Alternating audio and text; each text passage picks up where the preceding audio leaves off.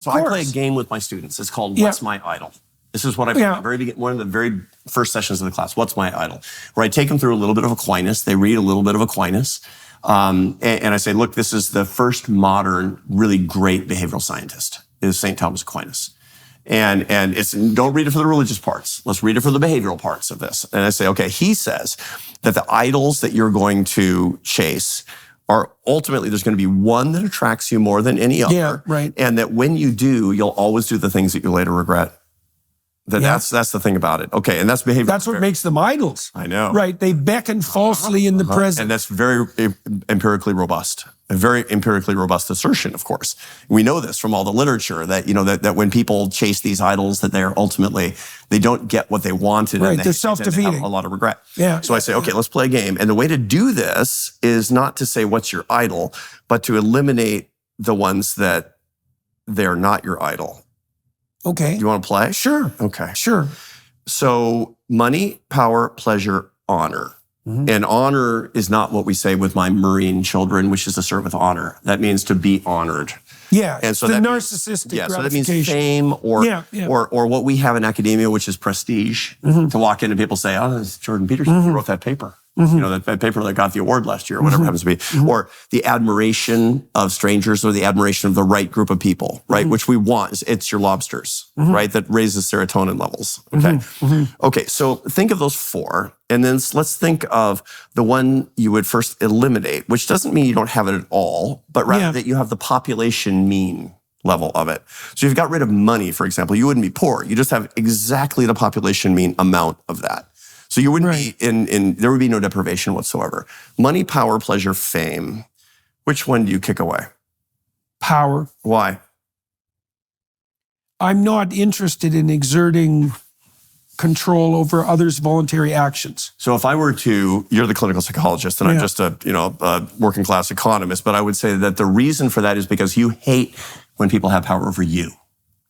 Well, that's certainly an indication of the undesirability of power. Right, that's my lived experience of I hate that. Yeah. I hate being told what to do. Not everybody hates that. Yes, I understand that. People who really like power actually are not bothered that much when people have power over them because it feels legitimate inherently. So it's kind of an interesting thing. So you'll find that totalitarians are pretty comfortable when they're in totalitarian systems.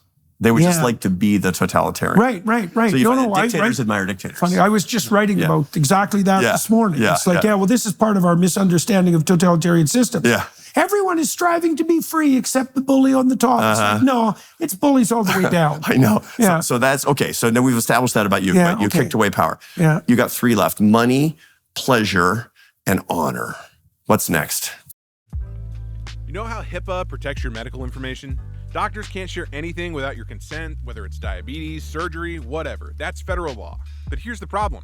Every time you search online for medical information, data brokers are tracking it and building a profile on you. Then they sell that profile to whoever pays. And just like that, your HIPAA protection is worthless. And insurance companies, they buy these profiles and then use them to raise your premiums. And there's no law stopping this. Until one gets passed, there's really only one way you can protect yourself. ExpressVPN. ExpressVPN sends all your online activity through encrypted servers. Nobody can see what you're browsing, not your internet provider, no data brokers, not anyone trying to profit off your medical history. Your information and activity is yours alone. Both our hosts and production teams here at The Daily Wire use ExpressVPN to reroute all of their daily activity through ExpressVPN's secure, encrypted servers to hide their IP addresses each and every day. They can browse freely without feeling like they're under surveillance. Plus, all it takes is one easy click and it works on all your devices. You can even use it on 8 devices at once. And right now, you can get an extra 4 months free when you use our special link. Head over to expressvpn.com/Jordan and get 4 extra months of ExpressVPN. That's expressvpn.com/Jordan. Pleasure, probably. Pleasure? No, money, probably. Money. Why? Taste is an excellent substitute for money. Like you're talking about the population mean of money. Population mean of money. If you're wise and discerning, that you're rich with that amount of money. Yeah. And I would also postulate, correct me if I'm wrong, that given the fact that your material success, among other things, has taught you using your self-awareness as a behavioral scientist, that there's not that much nice stuff that you can get with money. it's really not that interesting. Well, the big advantage to me of having money is that it opens up avenues of possibility. It makes some things easier. Right. Medical care. It does. But it opens up eliminates avenues. sources of unhappiness. Yes. Yes. And it opens up avenues of adventure right. that would otherwise be impossible. But they're not the things you care about the most. Well, there's other ways of doing them. Yeah. There's other ways of doing them that are they equally valuable? Sufficiently so that was my second choice anyways. The things that I love the most are not things you buy. People say, if I could keep everything in a knapsack, I would be detached. And I say, no, I would still rent everything I want. The whole point is that buying stuff is not that interesting. Well, money is useful to me because it enables opportunity. Right. It's not particularly useful to me because I can buy stuff with Right. it. I mean, I buy some things, but look, in a culture like ours, you can buy virtually everything you need for nothing if you pay attention. I know. Virtually everything is free. Food, maybe not. But I have a whole lecture on how to buy happiness with money, and you have to go exactly against your limbic system. Why? Because your limbic system tells you to accumulate resources beyond what you need to show your evolutionary fitness, such that you can get more mates and propagate. Right. You need more buffalo jerky and animal and flints in your cave. And the guy anyway. Okay, so you got two left: pleasure and honor. Now it's hot in here because these are things that you like. Yeah. And this is normal. Yeah. But you've got to get rid of one and go to the population mean, which is pleasure, probably next. Yeah. And now we've established what your temptation is. Now we've established that doesn't mean that you can't tame it, but you must know it. You must say to yourself, honor. When I do the wrong thing, it's because I pursue honor. By the way, I'm exactly like you. Why? It's too bad for you. Well, it's too bad for my wife and yours. Yeah, and your wife. Yeah, right. Yeah, I mean, it's because, I hate people having power over me. I don't want to have power over others. I was a chief executive for 11 years, and the thing I hated was when people called me boss. It made me intensely uncomfortable. It made me feel embarrassed, even humiliated when people said boss, because I felt like they were setting up a hierarchy. It felt passive-aggressive even when it wasn't because of this aversion. Right. Money.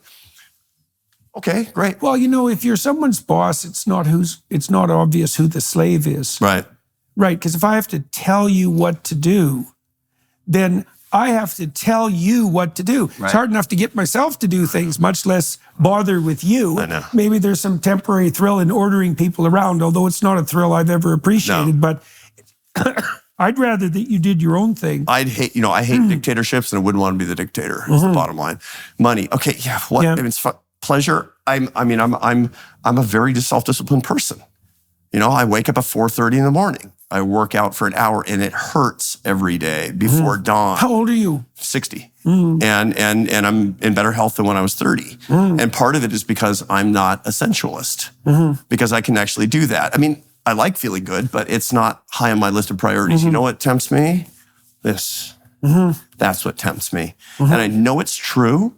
And I know I have that particular tendency, and that knowledge is power. Why? Because that knowledge is being stored in the episodic memory of my hippocampus, and it's accessible by my prefrontal cortex, and I can use it to manage my limbic system.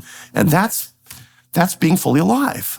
As far as I'm concerned, that's being fully alive. And when my students understand that, they can not just avoid errors, they can feel like they have control. They can feel like they have a sword and shield on their hero's journey. That's what that's. How do you get them to start envisioning their future pathway in a more multidimensional manner? So among other things, we talk about the process of discernment.